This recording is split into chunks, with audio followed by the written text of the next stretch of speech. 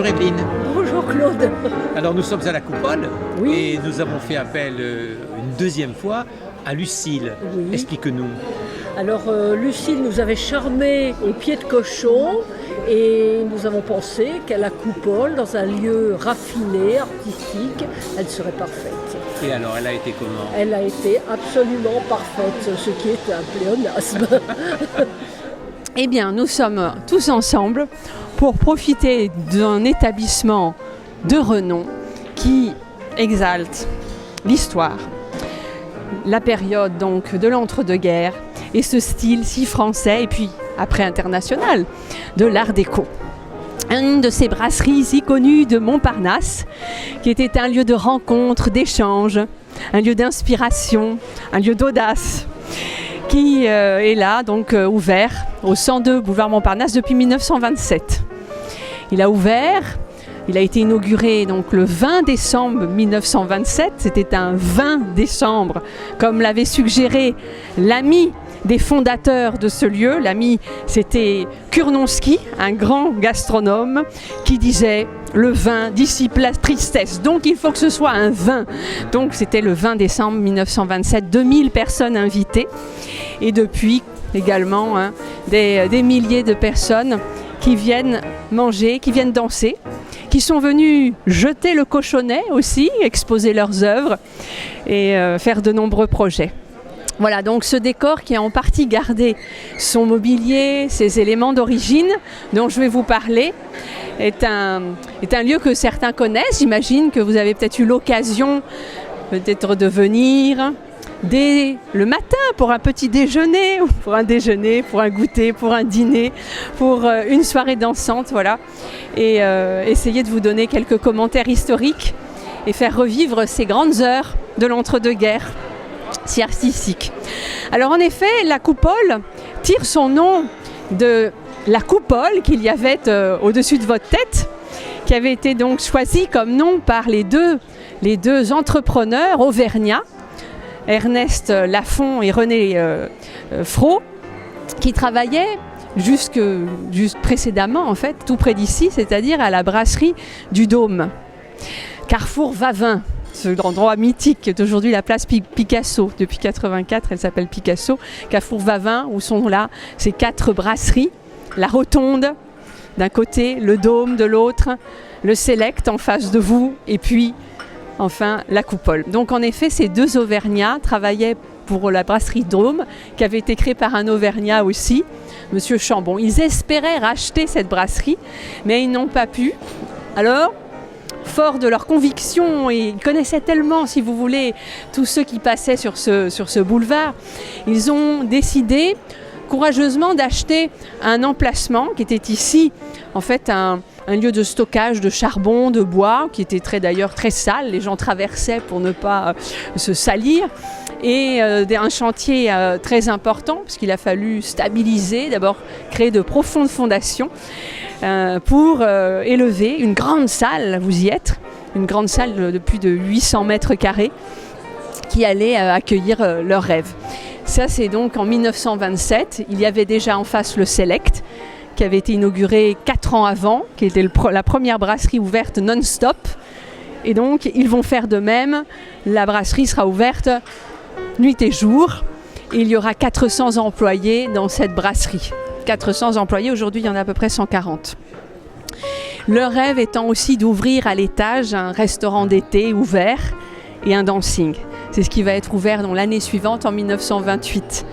Alors, à l'étage, au moyen d'un escalier qui se trouvait en fait au fond du restaurant à droite, voilà, il y avait un escalier qui permettait de monter à la pergola.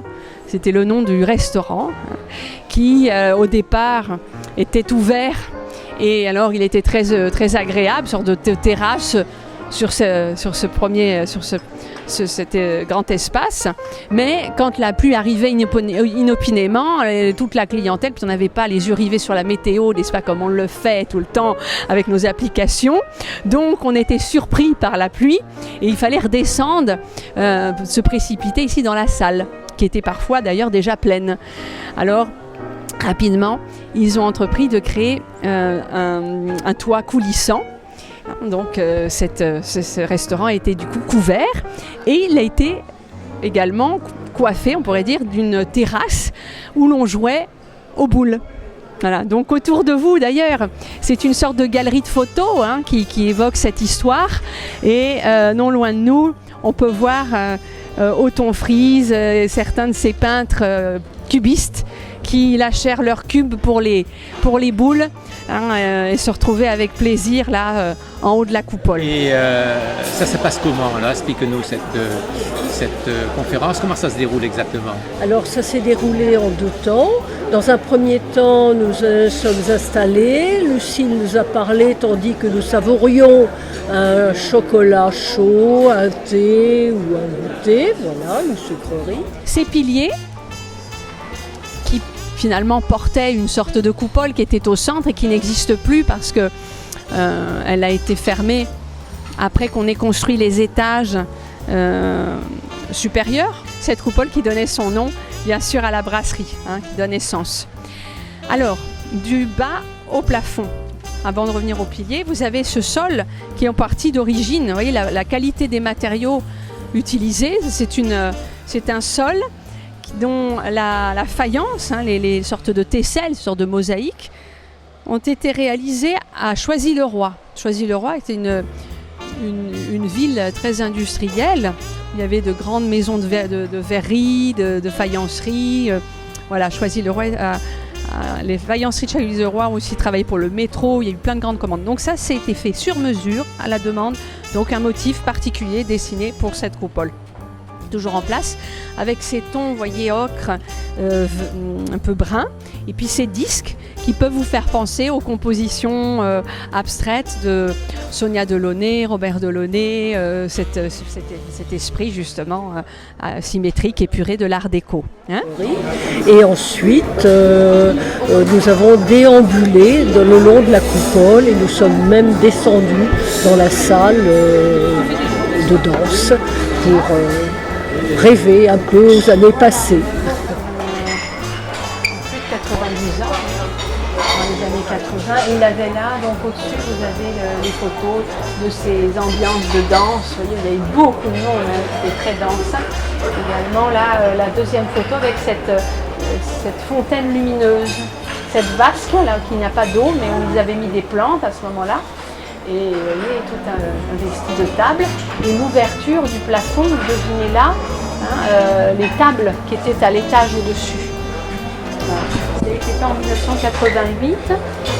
Donc au moment du classement, on a repeint, on a retrouvé cette couleur verte, on a nettoyé l'ensemble et on a fait appel à un peintre qui s'appelle Michel Bourbon et qui a réalisé cette composition Kiki de Montparnasse, Alice Prin, de son vrai nom, est en haut, couronnée de pommes. Et puis on retrouve comme ça une évocation de ceux qui ont fréquenté la coupole. Et il y a notamment en bas à droite l'un des entrepreneurs, Ernest Fro, des fidèles de la coupole. Avec cette photo très artistique, comme si sa tête... Finalement, l'ombre portée à la fois de sa tête ou de cette tête à l'antique se rejoignait, un peu comme le passe-muraille, il y a cet univers. Vous voyez la signature en bas à droite. Et là, la configuration de cette brasserie, rez-de-chaussée avec toutes ces petites tables, ces guéridons, beaucoup de, vous voyez, c'est l'époque les chapeaux. On reconnaît au premier plan Fujita avec ses lunettes. Et également, voilà, à l'étage, vous voyez là à gauche Pépito et Joséphine. Donc après tout, aussi il est différent vraiment. Ouais. Les gens qui fument, les lunettes, les regards sur les uns les autres. C'est très masculin. Évidemment, les femmes seules, c'était pas encore très commun. Lola, Lola, vie d'amour, il met pas d'ouvrage. Vous pouvez lui faire la cour, qui vous en empêche. Chacun croit que c'est pour lui, ses regards si doux. Et s'apprête à des folies, mais Lola s'en fout.